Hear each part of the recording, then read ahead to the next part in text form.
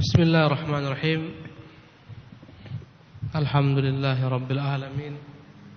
Wa sallallahu wa sallama wa baraka ala abdihi wa rasulihi Muhammadin wa ala alihi wa sahbihi ajma'in.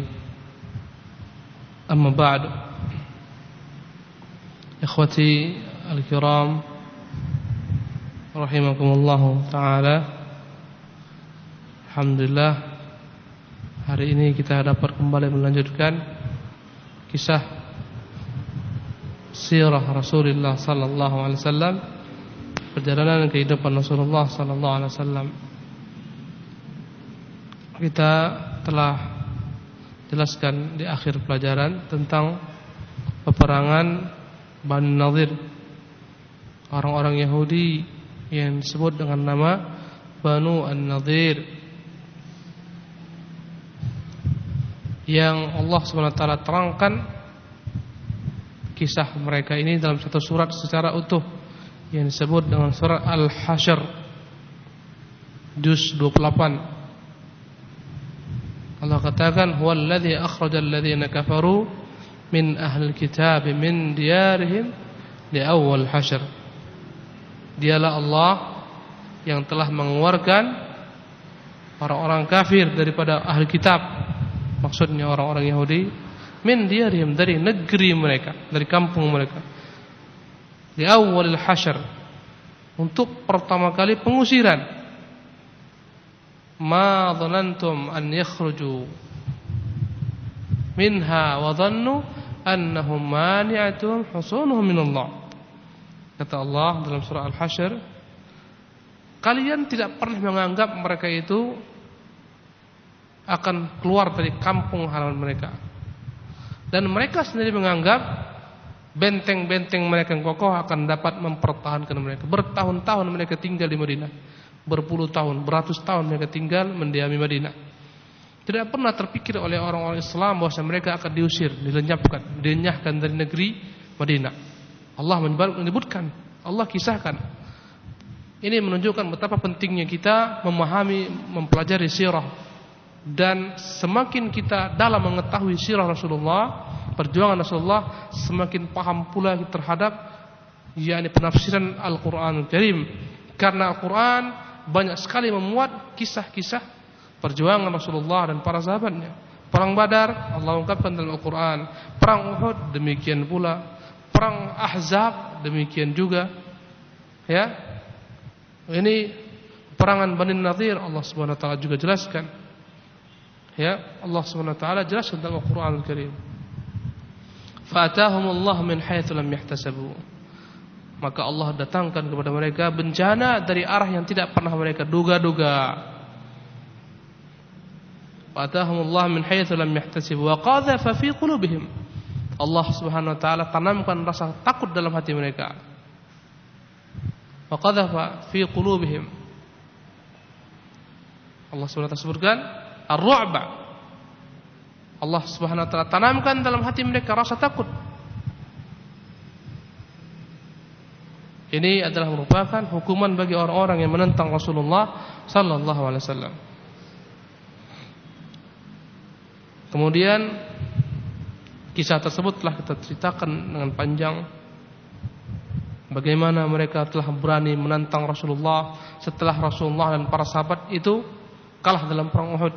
Mereka tampakkan taring mereka tampakkan tanduk mereka. Mereka mulai buat hubungan dengan orang-orang munafikin, dengan orang-orang musyrikin dari ahli Mekah. Sembunyi-sembunyi mereka buat hubungan, mereka jalin. Dahulu kala ketika kaum muslimin di perang Badar menang, semua mereka tunduk, hina dina, tidak menampakkan kepala. Ketika kaum muslimin kalah dalam perang Uhud, kalah dalam tanda petik, bukan benar-benar kalah, tapi secara zahir kelihatannya kalah, walaupun secara hakikinya mereka menang. Walaupun 70 orang terbunuh pada perang Uhud, ya, tapi dilihat dari secara hakiki kaum muslimin yang menang. Mereka tantang musuh-musuh Islam. Setelah perang Uhud mereka terbunuh 70 orang, mereka kembali ke tempat semula.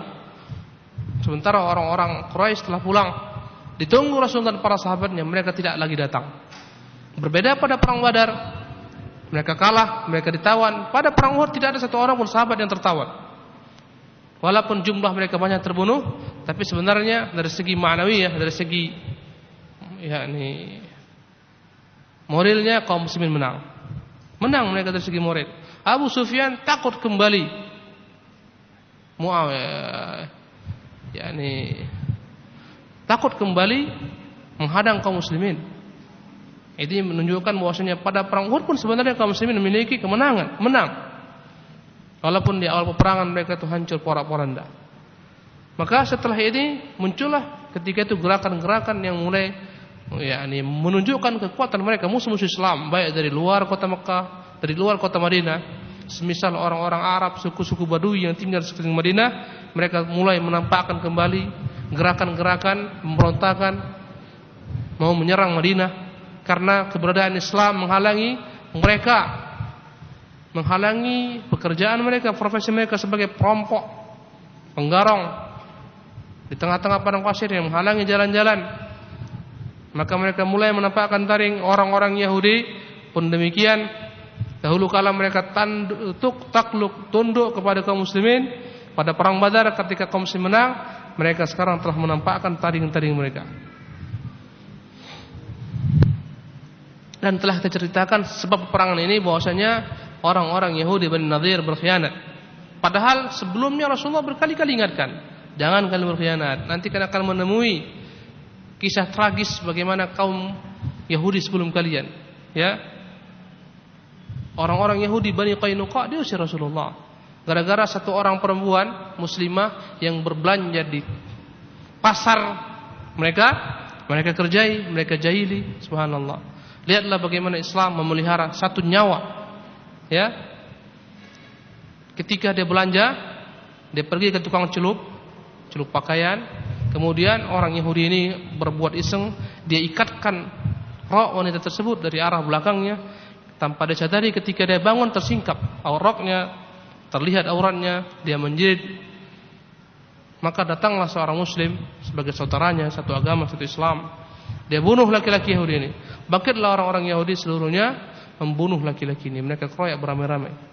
Inilah sebab peperangan Bani Qainuqa. Setelah itu Rasulullah perintahkan mereka semuanya untuk diusir dari kota Madinah. Setelah itu orang-orang Yahudi mulai kembali menyembunyikan diri. Tapi ketika kaum muslimin dalam perang Badar, dalam perang Uhud mereka kalah. Dalam tanda petik saya katakan tadi, mulai kembali mereka menampakkan gigi. Berkali-kali Rasulullah ingatkan, jangan kalian mengingkari janji. Kita telah terikat kesepakatan janji.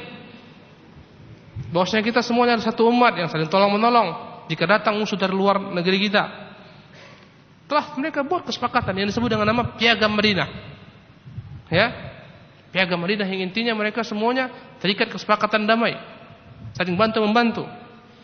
Kemudian apa kata orang-orang ini, Yahudi Bani Nadir? Ya Muhammad, kamu jangan merasa bangga ketika engkau berhasil mengusir mereka. Bani Qainuqa itu orang-orang Yahudi yang tidak memiliki kekuatan, keahlian dalam berperang. Kami, kata mereka, kami Muhammad, kalau kau tahu kami, ya, kami mewarisi kepiawaian dalam berperang itu turun temurun. Kami ahli pedang, ahli panah. Mereka menentang Rasulullah SAW. Maka ketika Rasulullah SAW berjalan dengan para sahabatnya sebagian mendatangi kampung Bani Nadir, minta bantuan terhadap dua orang yang dibunuh oleh salah seorang kaum muslimin dengan keliru. Mereka bunuh dua orang yang tidak bersalah daripada sekutu. Orang-orang terikat kesepakatan dengan kaum muslimin, kesepakatan damai. Dua orang yang telah mendapat jaminan keselamatan daripada Rasulullah dibunuh. Maka Rasulullah wajib membayar diat mereka, membayar nyawa dua orang yang terbunuh dengan tidak sengaja karena kesalahan, kekeliruan. Ya, maka Rasulullah kumpulkan diat pada kaum muslimin. Rasulullah siapkan 200 ekor unta dan masih kurang. Datanglah Rasulullah minta bantuan orang Yahudi Bani Nadir karena mereka terikat kesepakatan dengan Rasulullah. Kemudian datanglah syaitan membisikkan ke telinga mereka. Ya, ketika Rasulullah datang minta bantuan kepada mereka untuk membantu, ya, bersama-sama membantu melunasi diat, membayar diat yang terbunuh dua orang tersebut. Datanglah syaitan membisikkan ke telinga-telinga mereka ini. Orang-orang yang celaka yang Allah tetapkan bagi mereka kecelakaan, kehinaan sampai akhir zaman. Ini peluang emas. Itu Muhammad sekarang dengan sahabatnya datang ke sarang kalian. Ya, duduk di tempat kalian. Kenapa tidak akan naik ke atas rumah kalian, timpukan batu kepalanya, pecah, hancur, selesai. Habislah, tamatlah riwayatnya. Kalian akan kembali berjaya sebagaimana masa-masa yang silam. Ya. Maka satu orang di antara mereka yang paling berakal mengatakan, jangan. Kalau akan berbuat, Tuhannya akan memberitahukan kepadanya. Jangan buat, nanti akan datang kehinaan kepada kita. Pasti dia akan diberitahukan oleh Tuhannya. Namun mereka telah dikuasai syaitan dengan ketentuan takdir Allah al-kauni, bahwa mereka memang ditetapkan akan diusir dari Madinah, kebinasaan kepada mereka, kehinaan. Tetap satu orang berkata, saya yang akan memperbuatnya. Naiklah dia ke atas, dia bawa batu besar, mau ditimpukkan ke kepala Rasulullah SAW. Datang Jibril memberikan berita kepada Rasulullah. Maka seketika Rasulullah tinggalkan tempat tersebut, diikuti oleh para sahabatnya. Dia sampai di Madinah, kemudian dia perintahkan para sahabat untuk mengepung, memerangi Bani Nadir. Subhanallah, masuklah mereka ke dalam benteng-benteng mereka. Ikhwanya rahimanillah wa iyyakum ajmain. Kemudian lanjutan dari peperangan ini, ya, peperangan Bani Nadir, mereka masuk ke benteng-benteng mereka. Ketika itu mereka sebenarnya telah mau menyerahkan diri kepada Rasulullah SAW. Datang ketika itu orang Yahudi, orang munafik, Abdullah bin Ubay bin Salul, memberikan kepadanya iming-iming. Lihatlah tingkah orang-orang munafik ini. Mereka mau menyerah. Kata Abdullah bin Ubay, jangan takut, kami ini akan belakang kalian. Aku memiliki banyak pasukan. Kalau anda katakan diusir, kami ikut keluar dengan kalian. Kalau anda katakan diperangi, kami ikut beserta kalian. Subhanallah. Ternyata qadarallahu ta'ala, ketika hal ini terjadi, tidak satu pun daripada orang-orang munafikin menepati janjinya. Abdullah bin Ubay lari, tinggal mereka dalam benteng mereka bertahan. Karena mereka ahli dalam bertanam, mereka banyak stok makanan, kurma mereka banyak-banyak. Di sekitar mereka itu banyak pohon kurma. Maka Rasulullah perintahkan para sahabatnya untuk membakar kurma-kurma mereka. Maka Allah katakan, ma qata'tum min linatin aw taraktumuha qa'imatan ala usuliha fa bi'iznillah. Tidaklah kalian memotong yakni pohon-pohon kurma, atau akan biarkan di atas akarnya, kecuali semuanya karena izin daripada Allah. Allah bolehkan mereka. Dan ini strategi perang. Pada prinsip asalnya dalam berperang kita enggak boleh memotong pohon-pohon jika tidak mendatangkan maslahat, berbuat sia-sia. Tapi kalau untuk mendatangkan maslahat, ya, maka dipotong Rasulullah pohon-pohonan. Habis dibakar Rasulullah SAW sampai akhirnya mereka menyerah. Dan akhirnya Rasulullah perintahkan mereka untuk meninggalkan kota Madinah. Padahal ketika itu Rasulullah katakan, sebenarnya kuberikan tempo 10 hari, kata Rasulullah. Silahkan kan bawa semua rumah kalian ini, semua bongkar, bawa. Yang kujumpai setelah 10 hari masih di sini, akan kupisahkan kepalanya, kata Rasulullah. Mereka sudah bersiap-siap. Datanglah ketika itu Abdullah bin Ubay bin Salul, orang munafik. Jangan khawatir, kami beserta kalian. Allah katakan dalam Al-Quran Al-Karim, alam tara ilal ladzina nafaqu, tidakkah kalian melihat kepada orang munafik, yaquluna li ikhwanihim, mereka berkata kepada saudara-saudara mereka, minal ladzina utul kitab, dari golongan ahli kitab, la in ukhrijtum lanakhrujanna ma'akum, kalau kalian diusir, kami akan ikut keluar beserta kalian. Subhanallah. Iming-iming, jangan takut. Wa in la in ukhrijtum lanakhrujanna ma'akum, wa la in qutiltum lanansurannakum, kalau kalian diperangi, kami akan menolong kalian. Subhanallah. Kata Allah Subhanahu wa ta'ala, la in ukhrijtum lanakhrujanna wa la nuti'u fikum ahadan abadan, tidak akan pernah kami patuhi siapapun juga dalam perkara kalian ini, ya, untuk melemahkan kalian, menghinakan kalian. Tapi Allah terangkan, la in ukhriju la yakhrujuna mahum, padahal kalaulah mereka ini orang-orang Yahudi diusir, tidak akan mungkin orang-orang munafik ikut dengan mereka. Wala in qutilu la yansurunhum. Kalaupun mereka diperangi, tidak akan mungkin orang-orang munafik itu membantu mereka. Wala in nasaruhum la yawallunna al-adbar thumma la yansarun. Kalaupun mereka berani membantu dalam peperangan, membantu orang-orang ini, pasti mereka akan lari tunggang langgang. Ini karakter orang-orang munafikin, pengecut. Ya. Kalau andai kata perang, dia paling, kalau belum perang dia yang paling lantang. Dia yang seolah-olah dia terdepan, dia akan semua memperandakan musuh. Kalau udah tiba perang, dia paling belakang. Bahkan enggak nongol. Macam-macam alasan. Inna buyutana aurah. Rumah kami ini banyak ini, musuh-musuh banyak. Ini enggak ada yang jaga rumah ini. Macam-macam buat alasan. Seharusnya mereka itu aman. Ya, disuruh pergi Rasulullah SAW. Tapi mereka membangkang. Akhirnya wajib mereka tinggalkan Madinah. Ya, dengan tidak membawa persenjataan. Hanya diberikan batasan, mereka hanya boleh bawa perkas rumah mereka saja. Senjata semuanya tinggal. Itulah asyad daripada perang Bani Nadhir. Terusirlah mereka dengan keadaan hina. Kemudian ikhwani rahimanillah wa iyyakum ajmain, dengan kemenangan ini pada peristiwa Ghazwat Bani Nadhir, dengan tanpa ada peperangan, ya, kembali kaum muslimin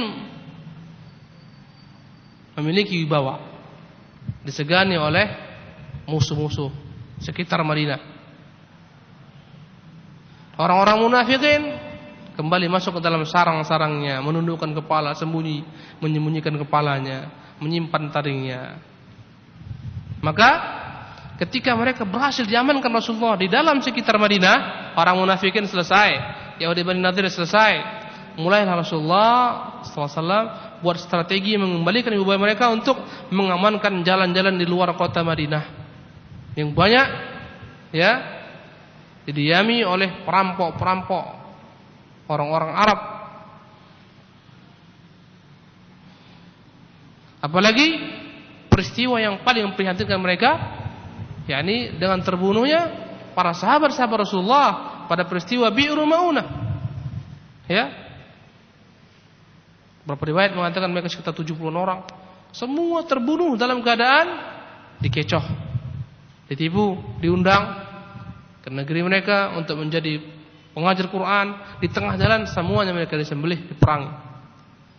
Maka Rasulullah harus mengembalikan kewibawaan kaum muslimin, subhanallah, di mata musuh-musuh Islam. Sebagaimana yang kita sekarang rasakan, bagaimana hinanya kaum muslimin dimanapun mereka berada, di mata musuh-musuh Islam tidak ada berharga sedikit pun nyawa kaum muslimin di negeri-negeri kaum muslimin. Ya, satu nyawa orang kafir itu berharga. Mereka akan tuntut, mereka akan kerahkan segala daya upaya mereka untuk menjaga satu nyawa mereka. Tapi darah kaum muslimin tertumpah pagi, sore, siang, malam di negeri-negeri kaum muslimin, di Irak, Palestina dan lain-lainnya. Anak-anak yang tidak berdosa, hina mereka. Ya. Allah SWT tetapkan kehinaan kepada kaum muslimin sebagai bentuk hukuman agar mereka mau kembali karena mereka meninggalkan agama Allah Subhanahu wa taala.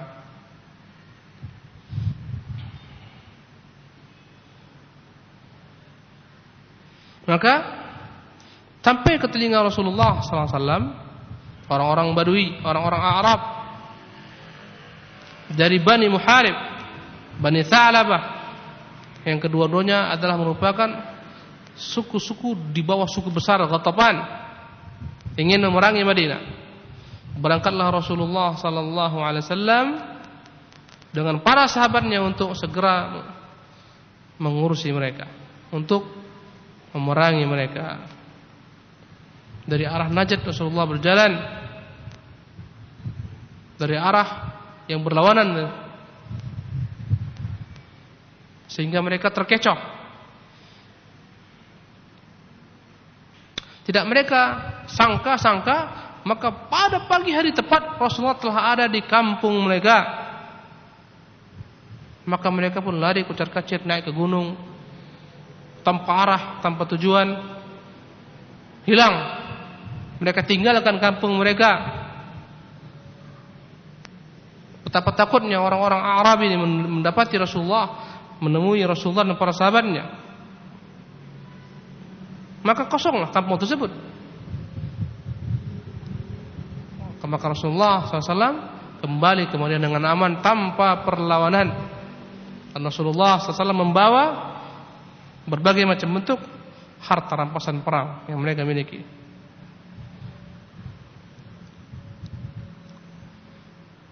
Ikhwani rahimanillahu wa iyyakum ajma'in. Kemudian sebagian orang menyebutkan perangan ini disebut dengan nama peperangan Dzatur Riqa' walaupun diposisikan. Yang jelas ini di arah Najd peperangan yang terjadi. Kita kembali kepada orang-orang kafir Quraisy. Pada perang Badar kemenangan di tangan kaum muslimin. Pada perang Uhud banyak kaum muslimin yang terbunuh, 70 orang kaum muslimin terbunuh. Maka seolah-olah kemenangan ada pada orang-orang musyrikin. Dan Abu Sufyan telah berjanji akan kembali datang ke Badar tahun depan. Dan ditantang oleh Rasulullah SAW. Ini menunjukkan kaum muslimin belum kalah. Ya. Telah dekatlah masanya. Kaum muslimin telah persiapkan untuk perang kali ini. Yang disebut dengan nama peperangan Badar Sughra, perang Badar kecil namanya, atau Badar Ats-Tsaniyah, Ghazwatul Badr Ats-Tsaniyah, peperangan Badar yang kedua. Pada perang Badar Kubra mereka hancur.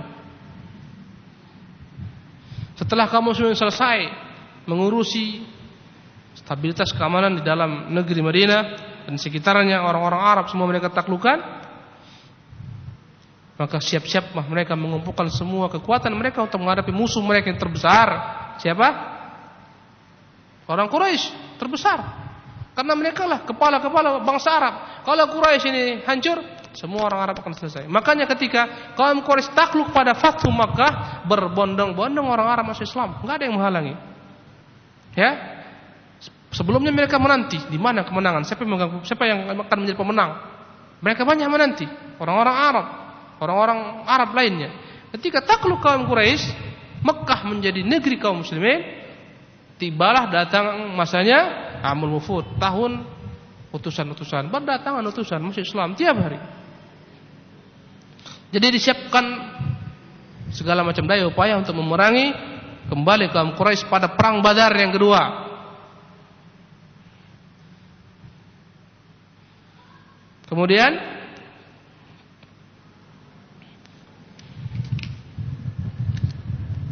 pada bulan Sya'ban tahun keempat Hijriah, atau dalam bulan Masehinya tanggal 4 Januari tahun 626 Masehi, keluarlah Rasulullah sallallahu alaihi wasallam untuk menemui orang-orang Quraisy, menepati janji untuk berperang, membawa 1.500 pasukan. Banyak, 1.500. Pada perang Badar pertama berapa jumlah mereka? Kita masih ingat? 300 sekian, 317 orang. Berapa jumlah orang-orang kafir Quraisy? 1.000 orang. Ini pada perang Badar kedua, Rasulullah bawa 1.500 pasukan kaum muslimin. Jumlah kuda yang dibawa 10 kuda saja. Tak banyak kudanya. Itu yang mereka miliki.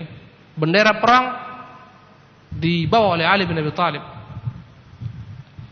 yang dijadikan sebagai pengganti Rasulullah untuk menjadi imam di Madinah, Abdullah bin Rawaha. Berangkatlah Rasulullah menuju Badar. Sampailah mereka di tempat yang dijanjikan perang Badar, pada tempat yang bernama Badar. Maka Rasulullah dirikan tenda-tendanya, dia siapkan pasukannya menanti kedatangan siapa? Orang-orang Quraisy. Subhanallah. Adapun Abu Sufyan, kita kembali sekarang berbicara tentang bagaimana persiapan orang-orang Quraisy. Adapun Abu Sufyan, dia telah siapkan juga, karena malu mereka kalau andai kata mereka enggak dapat janji, malu. Dia siapkan sebanyak 2.000 pasukan. Ya. Berarti 1.000 lawan 2.000, masih lebih banyak kaum musyrikin. Tapi sudah berimbang. Sebelumnya 300 lawan 1.000, enggak berimbang. Dan itu menang kaum muslimin. Mereka berangkat dengan 2000 pasukan, membawa 50 ekor kuda. Kaum muslimin tadi berapa kudanya? 10 ekor aja. Subhanallah. Sampai mereka ke Marru Dhahran. Itu masih dekat dengan Mekah, belum jauh. Ya. Berhentilah mereka di Mijannah. Tempat belum jauh dari Mekah. Dan sebenarnya ketika Abu Sufyan bawa pasukan ini, dia begitu berat untuk keluar menghadapi kaum muslimin. Terasa berat dia.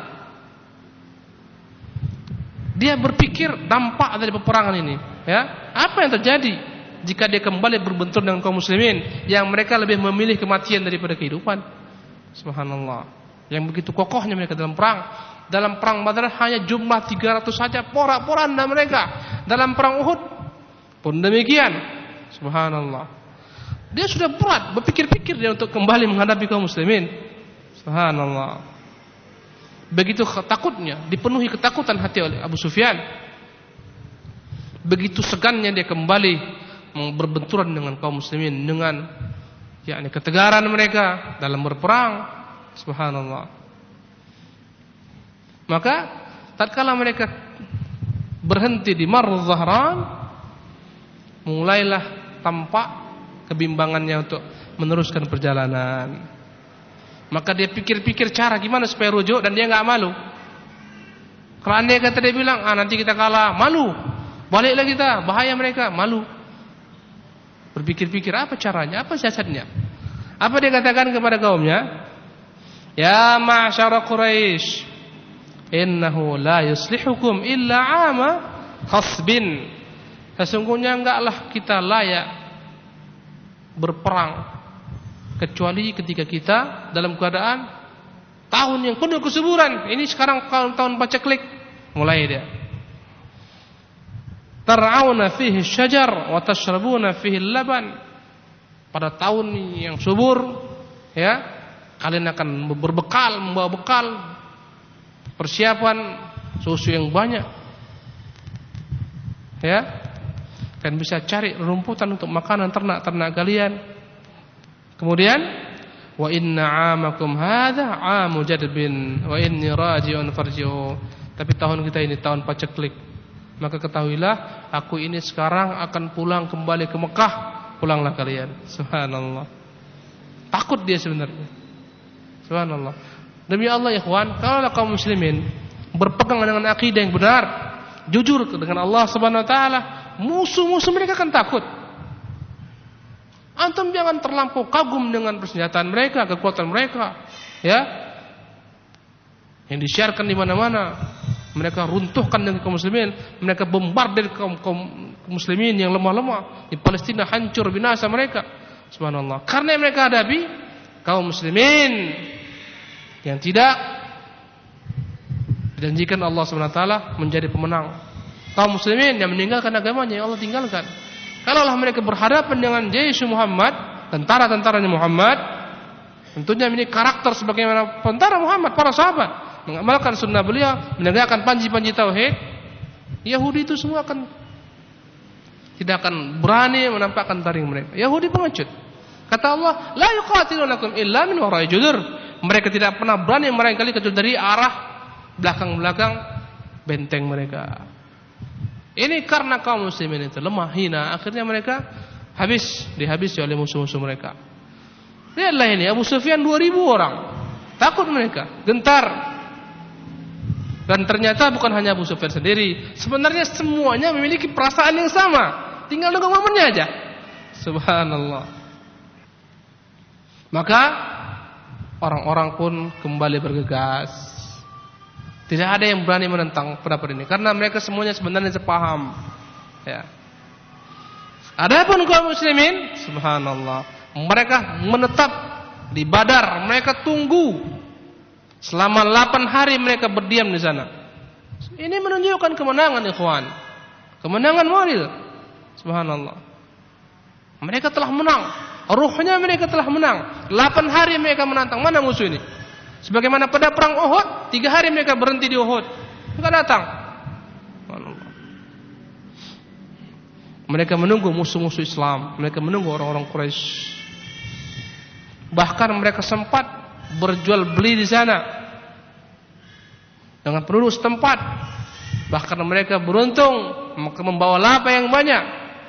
Subhanallah. Dan mereka bawa laba tersebut sampai ke Madinah.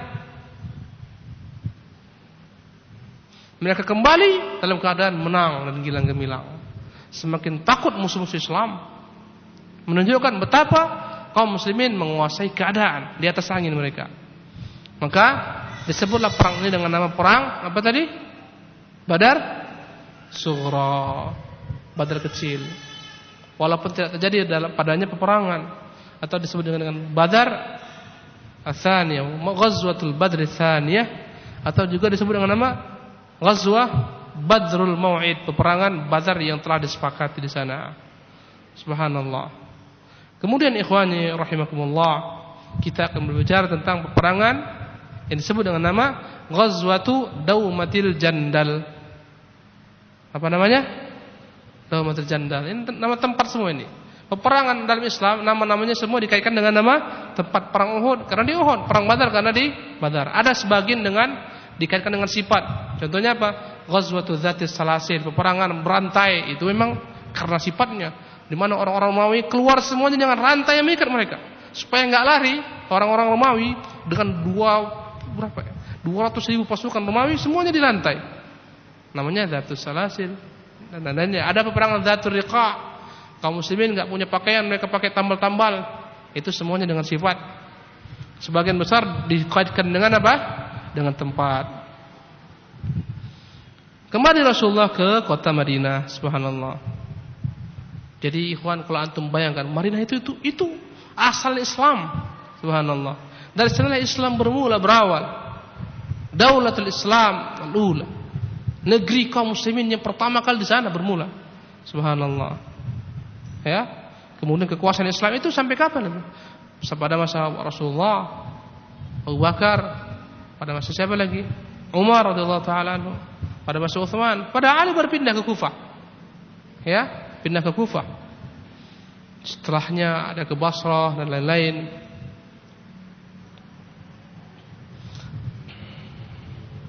Kembali Rasulullah ke Madinah dalam keadaan bahwa mereka telah kembali ke yang sebelumnya hilang, dilecehkan, kini telah kembali. Maka Rasulullah sallallahu alaihi wasallam kembali persiapkan peperangan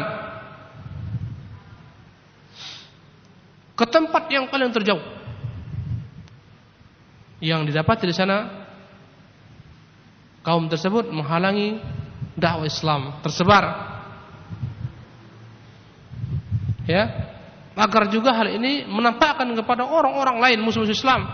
Ternyata kaum muslimin sampai memikirkan musuh yang sangat jauh sekali, dekat dengan negeri Syam. Ya, setelah Badr Sughra, tinggal Rasulullah di Mekah, di kota Madinah selama 6 bulan. Setelah 6 bulan sampailah berita kepadanya bahwasanya orang-orang kufar di negeri yang bernama Daumatul Jandal yang dekat dengan negeri Syam. Negeri Syam antum tahu di mana? Di mana kira-kira negeri Syam sekarang? Suriah, Lebanon, Damaskus, Jordania itu negeri Syam. Palestina masuk negeri Syam. Mereka mendengar bahwasanya terjadi kekacauan di negeri Daumatul Jandal, di mana orang-orang Arab merampok, menyamun, membunuh kafilah yang lewat di sana. Dan didengarkan oleh Rasulullah berita bahwasanya mereka ini akan mendatangi negeri Madinah, menyerang Madinah. Maka Rasulullah sallallahu alaihi wasallam pilih salah seorang sahabat menjadi pengganti beliau di Madinah yang bernama Siba bin Arfatah Al-Ghifari dari Bani Ghifar. Keluarlah Rasulullah membawa 1.000 kaum muslimin pada bulan Rabiul Awal tahun ke-5 Hijriah. Ya, 25 Rabiul Awal tahun ke-5 Hijriah. Kemudian Rasulullah sallallahu alaihi wasallam pilih satu orang dari Bani Adirah sebagai penunjuk jalan menuju Daumatul Jandal. Karena orang-orang Arab itu ada profesi yang dikenal dengan nama dalil, penunjuk jalan, guide. Rasulullah ketika hijrah itu orang Arab musyrik. Enggak salah saya namanya Abdullah bin Fahirah, dia yang menunjuki jalan Rasulullah. Ya, dari arah tepi laut. Dipilihlah ketika itu salah seorang dari Bani Adirah sebagai penunjuk jalan menuju Daumatul Jandal. Berangkat Rasulullah, mereka berjalan. Jika malam hari mereka jalan, di siang hari mereka berteduh, bersembunyi. Subhanallah. Ini strategi supaya tidak terlihat mereka, supaya tidak ketahuan. Mereka berjalan di malam hari. Subhanallah. Untuk bayangkan gimana itu jalan padang pasir malam hari. Enggak ada lampu, enggak ada listrik, petunjuknya hanya bintang saja. Subhanallah. Di padang pasir ada ular, ada singa, banyak duri-duri, batu-batu. Subhanallah. Itu enggak bayangkan. Kalau antum sekarang lihat, seolah-olah enggak pernah ada itu semua. Jalan tol, mana-mana jalan tol. Ya, itu padang pasir, ikhwan rahimakumullah. Berjalan mereka di malam hari, siang hari bersembunyi. Sampai mereka tiba di Daumatul Jandal. Maka tanpa pernah disangka-sangka oleh musuh-musuh Islam, mereka telah tiba di Daumatul Jandal. Ketika kaum muslimin datang, kemudian mereka kembali sebagaimana kita sebutkan sebagaimana sebelumnya, berlarian. Subhanallah. Maka Rasulullah kumpulkan ternak mereka, tunggangan mereka, yang lari dapat lari, yang keratawan. Subhanallah. Sampai ke Daumatul Jandal, semuanya yang mampu lari melarikan diri, dan tidak lagi didapati oleh Rasulullah sallallahu alaihi wasallam di kampung Daumatul Jandal seorang pun. Ya. Karena ketika mereka tiba di perbatasan kota, semuanya telah lari, yang lari-lari, yang ditangkap sampai di jantung kota, enggak ada orang lagi. Tinggal Rasulullah di sana berhari-hari. Subhanallah. Bahkan sempat Rasulullah mengutus ketika itu pasukan-pasukan kecilnya sebagai mata-mata, sebagai pencari berita, informan, mencari berita tentang musuh-musuh Islam. Dia sebarkan ke seluruh penjuru, subhanallah, untuk mencari, mengejar mereka, tapi tidak juga dapat. Maka kembalilah Rasulullah sallallahu alaihi wasallam ke Madinah. Termasuk tinggalkan di sana sahabat beliau, menggantikan posisi beliau sebagai penguasa di sana, yang bernama Uyainah bin Hisn. Ini adalah peperangan Daumatul Jandal. Dari Madinah perjalanan 15 malam. Subhanallah, jauh itu. 15 malam itu naik unta. Bukan dekat. Maka ikhwani rahimakumullah, dengan strategi Rasulullah ini, ditaklukkannya satu demi satu lawan, dari dalam, dari luar, kembalilah kaum muslimin menjadi disegani di mata musuh-musuh Islam. Kembalilah keamanan tersebar seluruh kota Madinah, di luar Madinah. Subhanallah. Dan kaum muslimin benar-benar menguasai keadaan.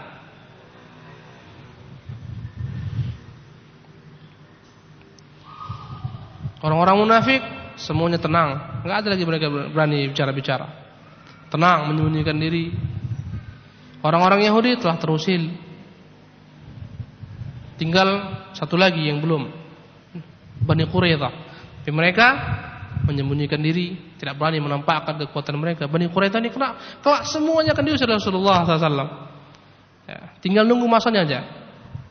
Orang-orang Arab sekitar kota Madinah yang mereka dahulunya perampok, yang menguasai jalan-jalan, semuanya tunduk kepada kaum muslimin. Orang-orang Quraisy pikir-pikir ulang untuk kembali melawan kaum muslimin. Maka kaum muslimin mendapati kesempatan emas untuk menyebarkan Islam, menyampaikan misi, risalah Rabbul Alamin. Karena ikhwan rahimakumullah, demi Allah, tidak akan mungkin tersebar dakwah ini kecuali dalam keadaan aman, tentram. Dalam keadaan kacau, fitnah, peperangan, enggak ada sebar dakwah. Makanya antum lihat ketika terjadi gencatan senjata antara kaum muslimin dengan siapa? Orang-orang Quraisy. Mereka buat gencatan senjata, kesepakatan damai 10 tahun.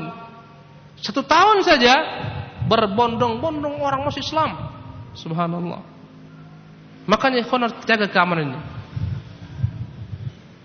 Makanya segala macam bentuk gerakan-gerakan yang mengacaukan keamanan negeri kaum muslimin, ini sebenarnya menghalangi jalan dakwah Islam. Kaum Khawarij yang bekerja dari bawah tanah ingin menggulingkan pemerintah kaum muslimin, membuat gerakan-gerakan memberontak, mengacau balau, ya, demo-demo yang membawa huru-hara dan prahara, itu semua akan menghalangi tersebarnya Islam dan kaum muslimin. Fitnah-fitnah akan tersebar ketika sebagian kaum muslimin salah dalam bersikap, ya, salah dalam memahami makna jihad dan seterusnya. Ini semua pengacau Islam, penghalang dakwah Islam untuk sampai ke negeri-negeri ajam, ke negeri-negeri kufar. Insyaallah taala di kesempatan yang akan datang kita akan masuk membahas peperangan berikutnya, peperangan besar, ya, yang disebut dengan nama Ghazwatul Ahzab. Perang Ahzab, atau disebut juga dengan perang Parit, di mana akan berhadapan 3.000 kaum muslimin menghadapi 10.000 tentara sekutu. Subhanallah. Akan tanggung. Quraisy, Ghatafan dengan suku-sukunya, Yahudi dengan segala macam sekutu-sekutunya, tumpah datang ke kota Madinah ingin menghabisi Islam. Ya, ini kita lihat menunjukkan bahwasanya orang-orang Quraisy sudah mikir-mikir ulang untuk menghadapi kaum muslimin sendiri. Orang Yahudi pun demikian. Ini orang Yahudi yang terusir, Bani Nadir, sebelumnya Bani Qainuqa. Mereka itu begitu bencinya kepada Islam. Mereka berkumpul dan bekerja sama siang malam untuk menarik simpati orang-orang Arab, ya, untuk bersama-sama menghadapi kaum muslimin. Subhanallah. Bayangkan berapa gelintir personel kaum muslimin, berapa orang mereka, tapi ditakuti oleh beribu-ribu orang-orang kufar. Demi Allah ikhwan, kalau antum tegakkan sunnah, tegakkan kebenaran, tegakkan agama Rasulullah, janji Rasulullah itu benar. Apa kata Rasulullah? Wa yuj'alus sagharu 'ala man khalafa amri. Akan dijadikan kehinaan bagi orang-orang yang menentangku. Maka antum enggak usah khawatir, ya. Satu orang ahlu sunnah yang istiqamah dengan agamanya itu sama dengan 1.000 orang-orang kufar. Enggak usah khawatir antum. Ya enggak, berani? Percaya enggak? Percaya beliau. طيب أقول قولي هذا وأستغفر الله لي ولكم وأتوب إليه وصلى الله وسلم على نبينا محمد وآخر دعوانا الحمد لله رب العالمين والسلام عليكم ورحمة الله وبركاته.